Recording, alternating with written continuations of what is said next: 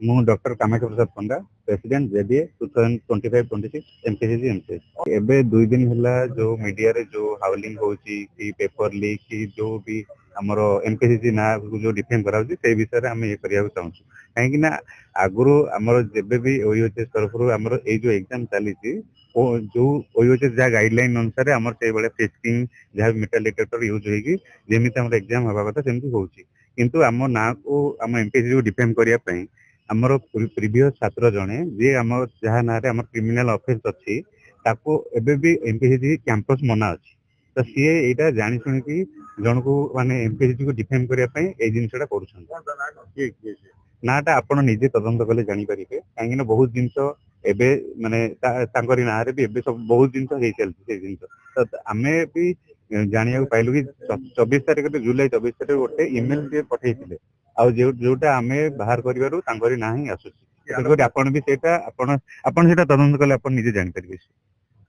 ଆଉ ସେଥିପାଇଁ ଯାହାବି ଆମର ଖାସ କରି ତ ପେପର ଲିକ୍ ତ ଏଟା ନୁହଁ, ବିଲକୁଲ ବି ନୁହଁ। କାହିଁକି ନା ଆପଣ ମାନେ ଜାଣିଛନ୍ତି, ଆମେ ସମସ୍ତେ ଜାଣିଛନ୍ତି କି ଏକ୍ଜାମ ପୂର୍ବରୁ ଲିକ୍ ହେଲେ ପେପର ଲିକ୍ କୁହାଯାଏ।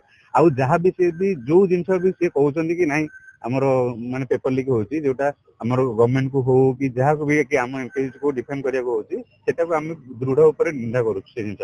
ଆଉ ସେଥିପାଇଁ ଆମର ଏସସିବି ମେଡିକାଲ କଲେଜ ସିଏ ବି ସେଇ ଜିନିଷ କହୁଛନ୍ତି। ଆଉ ଭିଏସଏସ୍ ଯୋଉ କଲେଜ ତରଫରୁ ଗୋଟେ ଇମେଲ ଯାଇଥିଲା ବୋଲି ଗୋଟେ ଫଲ୍ସ ନ୍ୟାରେଟିଭ ଚାଲିଥିଲା, ସେମାନେ ବି ଲିଖିତ ଭାବରେ ଏଟା ଗୋଟେ ଦେଇଛନ୍ତି କି ମାନେ ବିମ୍ସ ତରଫରୁ କୌଣସି ବି ଏଥିରେ ଲିଙ୍କ ବି ନାହିଁ। ଲାଲ ପ୍ରାକ୍ଟିସ ବି ଆପଣ ଯୋଉ ଜିନିଷ ଯାହା ବି ଭାଇରାଲ ହଉଛି ସେଇଟା ଆମର ଆଜିକାଲି ଏଆଇ ଜେନେରେଟେଡ ଦୁନିଆରେ କିଛି ବି ହେଇପାରେ।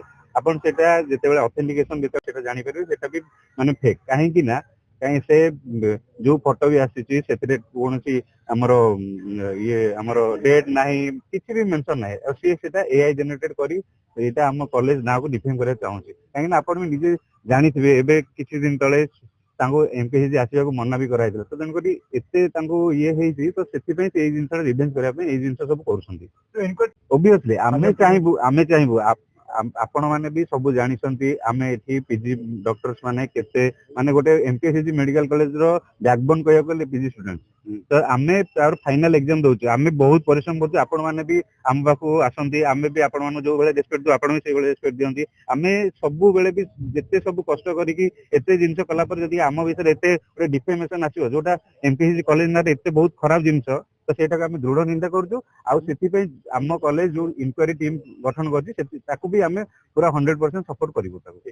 ସେଇଆ ତ ହଉଛି, ଜଣେ ତାଙ୍କ ନାଁରେ ଅଲରେଡି କ୍ରିମିନାଲ ଅଫେନ୍ସ ଅଛି, ତ ସେମାନେ ସିଏ ମାନେ କିଛି ତାଙ୍କର ନିଜର ମାନେ ହେଇପାରେ, ତାଙ୍କ ନିଜ ଅଭିମାନ କି ସ୍ୱାଭିମାନକୁ ସେ ଇଏ କରିବା ପାଇଁ କି ନିଜ ସେଲ୍ଫ ରେସପେକ୍ଟ ଇଏ କରିବା ପାଇଁ ଦେଖେଇବା ପାଇଁ କି କିଛି ବି କରିବା ପାଇଁ ସେ ଏଇ ଜିନିଷ କରିଥାଇ ପାରନ୍ତି। ସେଇଟା ଆମେ ଆମ କଲେଜ ତରଫ ସାଥିରେ ଅଥରିଟି ସାଥିରେ କଥାବାର୍ତ୍ତା ଡିସ୍କସନ କଲା ପରେ କଣ ଫର୍ଦର ଆମେ ଆକ୍ସନ ନବୁ ସେଇଟା ଆମେ ଆପଣଙ୍କୁ ନିହାତି ଜଣେଇବୁ।